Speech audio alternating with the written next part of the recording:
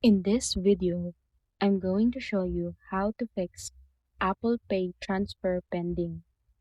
First, check your Apple Cash balance and recipient's eligibility and make sure the transfer can be completed and confirm that your card or bank account linked to Apple Pay is active and verified.